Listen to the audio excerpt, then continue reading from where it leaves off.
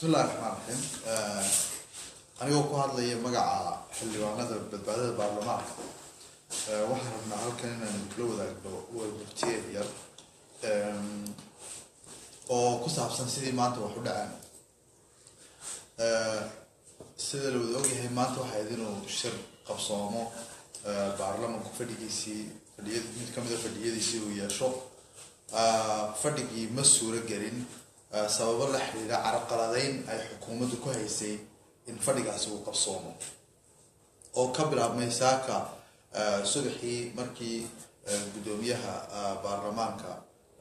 mudane professor Johari uu rabay in uu tago golaha ayaa waxaa laga reebay gaadiidkii caadiyan raaci jiray golaha inuu tago waxaan ku qasbanaaday inuu golaha u lugeeyo isaga iyo ilaaladiisa gaarka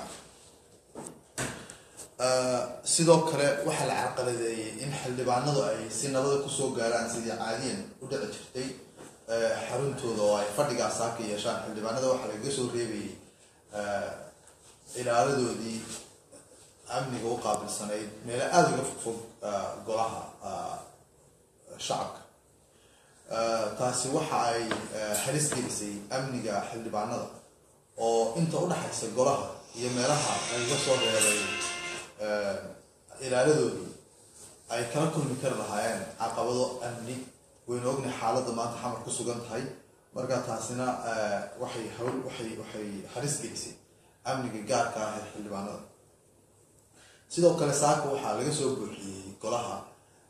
ciidamo tiro badan oo booliisa oo wata baastoolado iyo katiinado iyo burag oo golaha dhexdiisa la keenay goluhuna sidaa ogtiin sida xildhibaanadu ay xasaanada u leeyihiin ayuu golahuna xurmo u leeyahay lama ogola ciidan aan ka amar qaadan gudoomiyaha golaha shacabku inay golaha dhexdiisa ka shaqeeyaan ciidanka ku talagalkooda wuxuu ahaa in qof kasta oo ka ra'yi duwan sida xukuumaddu wax u rabto in dabadda xoog loogu saaro inta gudaha wax lagu yeeleeyo weliba oo lagu garaaco taa ilaahay ma qadarin xildhibaano tiro ah baa gudaha galay way adkaatay markaas sidii qorshuhu ahaa in ay waxu dhacaan sidii ay xukuumaddu wax u rabtay markii ay wax u dhici waayeen waxaa dhacday in golihii la xiray oo lagu xiray amar ka soo baxay wasiirka amniga gudaha amar ka soo baxaa golaha lagu xiray ujeedada laga lahaana waxay ahayd mar haddii aanay rabin xukuumaddu siday wax u rabto aanay u dhacayn in ama golahu xirnaado ama xukuumaddu sida ay wax u rabto ay u dhacdo waxaa sidaas sidoo kale amar lagu bixiyey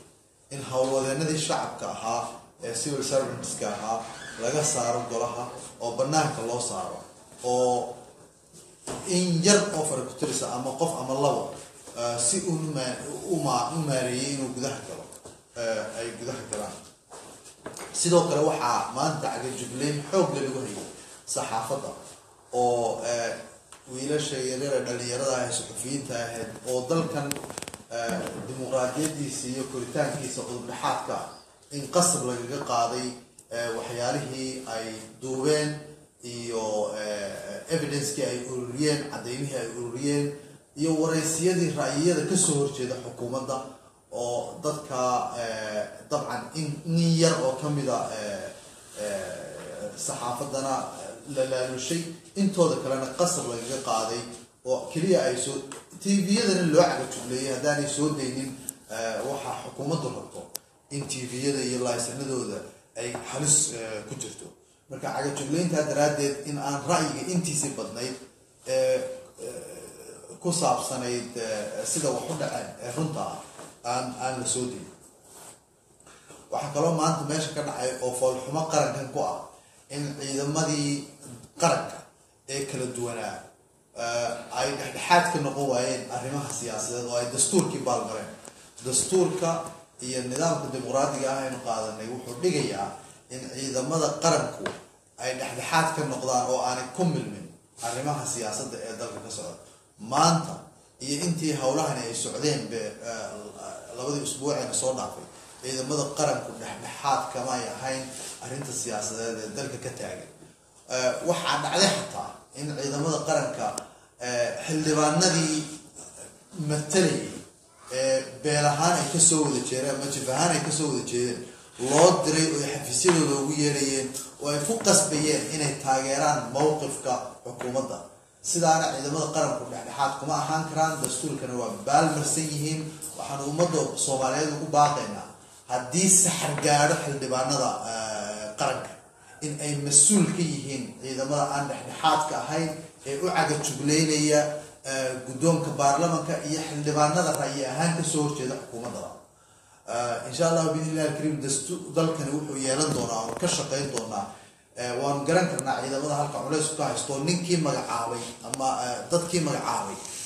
haddii ay u caga jugleynayaan oo ay ugu hanjabayaan inay xilka ka qaadaan dhexdhexaad ma noqon karaan anagu iyaga eedaynayno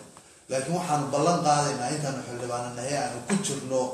siyaasadda Soomaalida inaanu suuro gelin doono in ciidanka dalku uu sharci ahaan uga madax banaanaado madaxweynena u hanjabi karin maxaa la yiraahdaa ra'iisul wasaarena aanu ugu hanjabi karin inuu xilka ka qaado xilkooda ay si isku mid u gudan doonaan oo aan jiri doonin dib dambe in loogu kala yaxdo dadka hawlaha siyaasadeed ee qarankan ku jira marka inahaasaan rabay inaan idinla wadaago wixii aan dhaafayna walaalahayba ku kordhin doonaa xildhibaanada garabkayga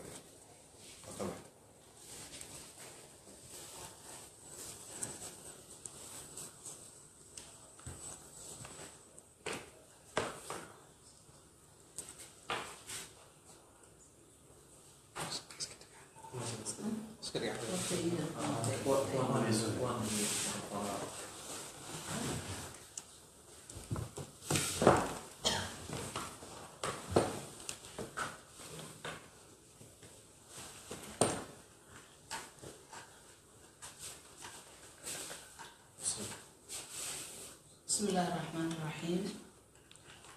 وحان سلام يا دمان أمد الصومالية صحافة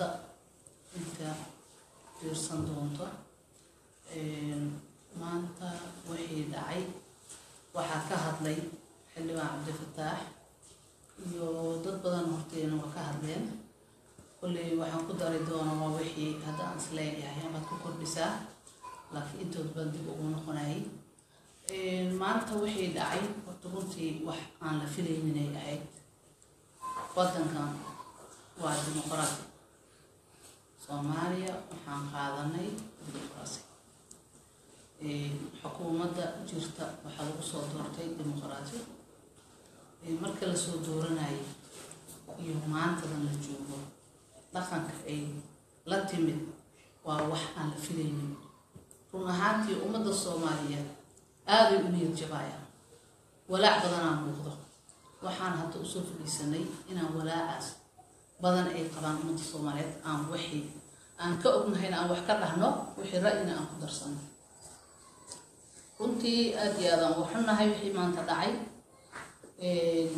lamana filaynin in baarlamaankii la soo weeraro saddexdii isbuuc ugu dambeysay barashar xoog badan lagu hayay guddoonka baarlamaanka iyo xildhibaanada qolo yar oo mooshin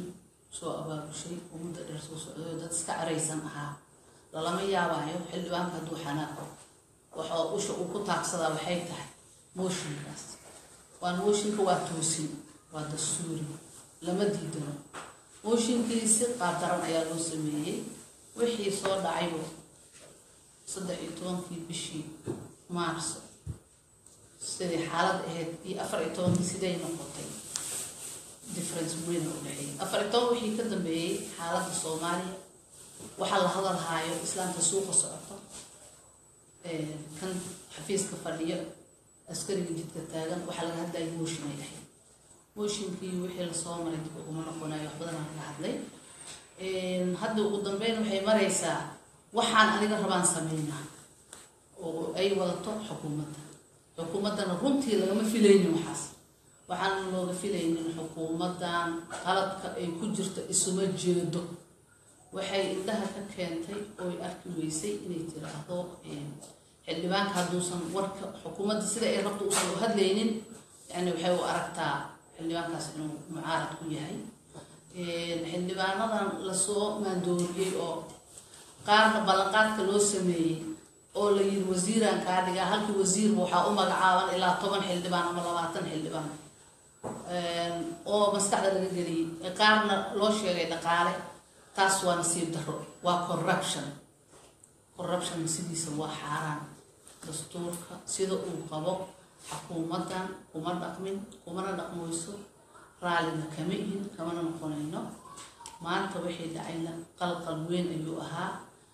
haddana ayagoo sidaas sameeyey ayay haddana waxay ku gadiyeen masabid ay wadaan ayay leeyihiin guddoonkii wax sameeyey runtii guddoonku waa victim xildhibaanadu waa victim waxaa dhacay maanta tiftaxsan idin sheegay xildhibaanka hortayda hadlay aniga waxaan ahaa dadkii nasiibka u yeeshay inay gudaha galaan markaan gudaha galnay waxaa dhacday adii dhowr iyo 20 xildhibaan aan ahayn markaan gudaha galnay gurigii baarlamaanka ciduu ahaa mar al markaa saa u galnay waxaa kasoo buuxsamay ciidamo boliis ah oo katiinooyin wata boliis labisan oo katiinooyin wata iyo macaan wax kale gacanta ku hayay wuxuu ahay marka ciidamadii saa usoo buuxsamay meesha ay saf dheer ay galeen kulli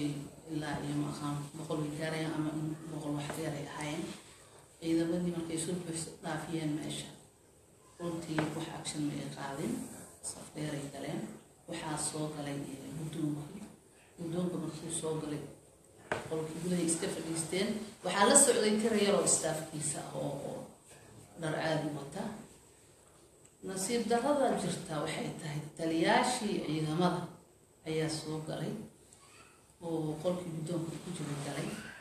anaga waa soo baxnay aniga dhowr qof meesha aan daba galnay markaan aragnay waxay bilaabeen inay la murmaan guddoonka waxayna ku murmaayeen ciidanka aad soo gelisay ciidankaaga amar uma qadin oo ciidankaas meesha ku jiro ay dood dheer kadib marka guddoonka wuxuu u cadeeyay in uu ciidamadiisa ilaaladiisa asaga uu mas'uulka yahay oo guddoonkana asaga mas'uulka yahay waxay isku dayeen inay ciidanka ka qaadaan waxaa kaloo dhacday markay murmeen kadib ciidamadii taliyaashii way iska baxeen laakiin waxa aad u fool xumeen guddoonkii lagu eedeynayo sideed ciidankaas usoo qashan kartaa ilaaladiisana ma ahayn ciidan hub wato ciidanka hubka wato oo ilaaladiisa mar walba banaanka meeshay joogi jireen ay joogeen ama kor ha quraan ama banaanka joogsadaan laakiin ayaga waxay ku doodayeen totally inuu ciidan la'aan ahaa sidee ku dhici kartaa in guddoomiyihii baarlamaanka oo sharciyan ah in banaanka looga soo reebay ciidankiisa oo soo lugeeyo dambi weyn oo laga galay waaye madaxweyne farmaajo haddii asaga mooshin laga keeno ciidanka ma laga qaadaya oo wax alla wixii xuquuq u lahay inuu saas ku weynayaan taas waxaan daceyn waaye sidaas oo kale la mid tahay guddoomiye Jawaari in lagu xadgudbo marka xukuumadda xadgudubyada ay sameynayso oo aan loo dul qaadan karin ay ka mid tahay waxa kala socda in xurmadii iyo xasaaradii iyo karaamadii ay lahaayeen lagu tunto xildhibaanada albaab nin iska qufusho oo la iska xirto inteena markaan soo galnay markii ay xasaas u soo bixin albaabka la furay dadkii ugu horeeyay albaabka taagnaayeen soo galnay kadib taliyaashii ciidanka meesha taagnaa ninkii taliyihii booliiska meesha joogay mar markaan saa usoo dhaafnay horaa albaabka la xiran tahay dadkii asxaabteen ahaa oo xildhibaanadii kale banaanka taagan maanta oo dhan qoraxday taagnaayeen aaway xasaanadoodii aaway xurmadii golaha uu lahaa inta golaha dhexdiisa askari wata katiinad la soo geliyo maxaa loogu talagalay ma xildhibaanka in meesha lagu jeebadayaa maxay tahay dimuqraasiyada taala waxaa kaloo dhacday dadkii waxaana sii darro noqotay marka xildhibaano waxaa jiro bateri oo kale lasoo jaarjiyey oo lasoo dirsado xukuumadda soo adeegsatay kuwaasoo maanta waxay ku hadlayaan markaa maqlay aan iri anaa yaabay meeshaan isla joognay kuwii gudaha aan iskula jirnay banaanka markay usoo baxeen waxay dhaheen mustawlada laygu handaday anoo magac qaadaynin way is og yihiin laakiin malaa'igaha garbahooda saaranay iloobeen inay dhimanayaan ay iloobeen xildhibaanadaas gaf weynay ku tahay dulmiyay galeen ilaahay ha u toobad keenaan waxay yiraahdeen mustoolada nagu handaday ciidan kontomiyo watay gudoomiye jawaari ma wadan gudoomiye jawaari gudoomiye keen mahad waxay la soo galeen ciidankooda caadiga ahay oo naqiinay intii yaraday ahaayeen waxa booliiska meesha joogay oo qalqalka la geliyay hadday u maleeyeen oo gudoomiyaha soo watayna gudoomiyaha ma wadan oo booliiskaas waxaa keenay ciidanka booliiska xoogaa waan ku buubuuqnay booliis maxaa loo keenay naga baxaanay waxaasaan dhahnay mudday nala joogeen kadibna waa la bixiyey laakiin dadka halowsan ee ummadda Soomaaliyeed hawareerinaayo oo la soo qalday oo xukuumadda ay qalday intay isku noqdaan ay ilaahay u noqdaan xaqa ha ka hadlaan waxaa taas ayaan daro noqonaysa ummadda Soomaaliyeed shacabkii ay kornoo fiirinaayo oo wadanka in loo shaqeeyo la rabo waxa loo dhaartay kitaabka ilaahay loogu dhaartay in wadanka u shaqeeyno shaqadii aan qaban lahayn maanta waxay ku wareersan tahay mooshinkii hala keeno annaga ma diidin dastuurka siduu qabo in sidii xaq ahayd sanduuq doorasho wuxuu ku yimid qarsoodi sanduuqa intaas muddada la isjiiday codkaas la isku xeeyay waqtigood baa ka dhacay haddana waxay isku dayeen xoog wax ku muqooniyaan wadankan xoog kuma shaqeynaayo 27 sano xoog la isla hortaagnaa qori la isla hortaagnaa maanta in wadanka dib loo noqo oo ummadii ay even ajaanibtii ay walwalaan oo yiraahdaan oo wadankii qof walba uu yiraahdo maanta maxaa dhici doono caaw maxaa dhici doono taas waa nasiib darro aad u weyn waana ka xunnahay waxaan ummadda Soomaaliyeed u sheegaynaa waxaan socdo inay dad jala u siinin wadankoodi waaye ay nabadgelyadooda ka tashadaan oo dawladda runta u sheegaan ay ka hadlaan xurriyad qowlku ma xirno qof kasta oo muwaadin ah asagoo xor ah ayuu dhashay una hadli karaa codkiisina waa xalaal iyo xor inay hadlaan ummadda Soomaaliyeed shacabka Soomaaliyeed inay baxaan banaanka soo baxaan ay sheegaan ay runta sheegaan dawladda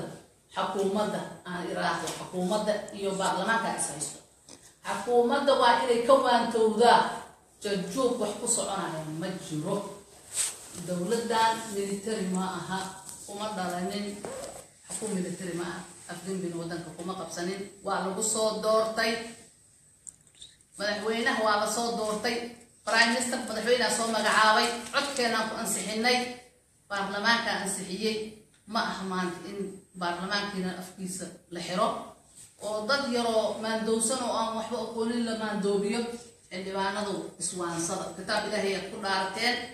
annaga waxaan u hadlayno oon u taagannahay oon leenahay badbaadada baarlamaanka u leenahay ma ahan wax ziyaado oo kale annaga aan haysano ama cidna soo dalbatay oo la tirinoo sameeyo ma jirto waxaan ku sameynaynaa kitaabkii alle aan ku soo dhaaranay ayaan gudanaynaa waajibkiisa waxaan runtaan ka sheegaynaa qofkii qaldan waa qaldan tahay inaan niraahno oo u sheegno qofkii saxana aan saxiis ku raacno marka insha Allah waxaan rajaynayaa ummadda Soomaaliyeed inay u istaagaan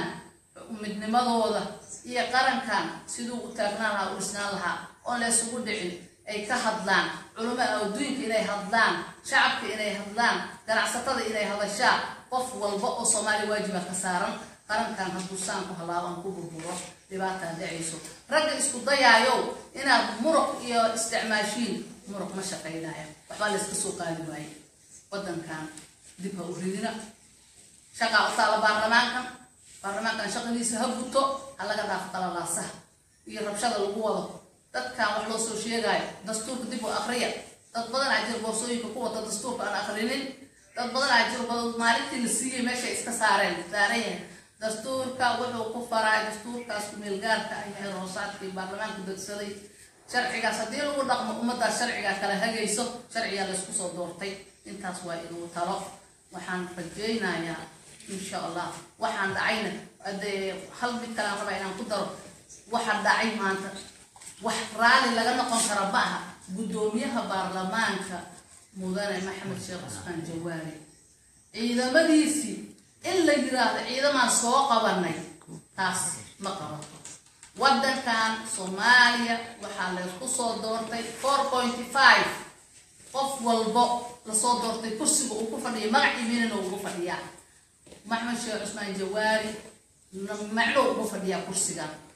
dadoo macno ugu fadhiyaa qof walbana madaxweynaha dadoo ugu fadhiyaa ra'iisul wasaaraha dadoo ugu fadhiyaa waa 4.5 wax lagu soo heshiiyey waay haddii kaas qodobkaas lagu xadgudbayo ama la jabin doonana qodobkaas haddii la jabinayana Soomaali waxay isku og tahay taas wax la isku ogyahay la isku soo doortay wax la isku ogyahay lagu soo heshiiyey ahay haddana inaan lagu xadgudbin oo dib la isugu noqdo nimanka wax ka qaldan yahay dib inay isugu noqdaan ay saxaan waxa ka qaldan doorasho waa doorasho gudoomiye haddii la dooranayo iyo haddii mooshin laga keenayo taas waa reer u yaalo magaciisi dastuurka iyo xeerhoosaadka laakiin waxa kala xadgudubyada kale waa in la joojiya gudoomiyaha waxa taliyayaasha ciidamadana dhexdhexaad ma aha waa inay dhexdhexaad noqdaan dhexdhexaadnimadooda ku soo noqdaan wasiiradan wax saxiixay mooshin saxiixayna annaga waxba nooma sheegi karaan mana dhageysanin waa qaldayntii wasiirka maaliyadda wasiirka amniga wasiirka gaashaandhigga iyo intii wasiir oo wax saxiixday mooshin saxiixday dhinacay u bateen dhinacay raacsan yihiin xukuumadda ay u bateen dhexdhexaad maaha qofka aan dhexdhexaad ahaynna ma aha inuu dadka u dhexmilmo haddii kale ahayn in la heshiiyo aan wada hadalna aan heshiin waaye baarlamaanka waa heshiin doonaa weligoodba kala daadsanaanaya laba jambi ay kala yihiin hadda labadaas qaybood waa isu imaanayaan baarlamaanka waa heshiin hadda haddaan is aragno waa issalaamnaa saaka anagoo isu buuxayno hor isla wadno oo iska soo horjeedno haddana jidka markaa isku aqbali dhabanada isku shubinayna waa heshiinaya baarlamaanka dadka kale waa qaldamaysiina anugu qaldaminin baarlamaan waa heshiinaa waxaan rajeynayaa gudoomiyaha ciidamadiisa laga qaatay oo beenta laga sheegay oo la yiri ciidamadii hawsha ku jiraan soo qabanay qalada ku jirtay ciidamadaas qodob ku jirin waxay ku jireen shaqadooda ay gudanayeen amnigii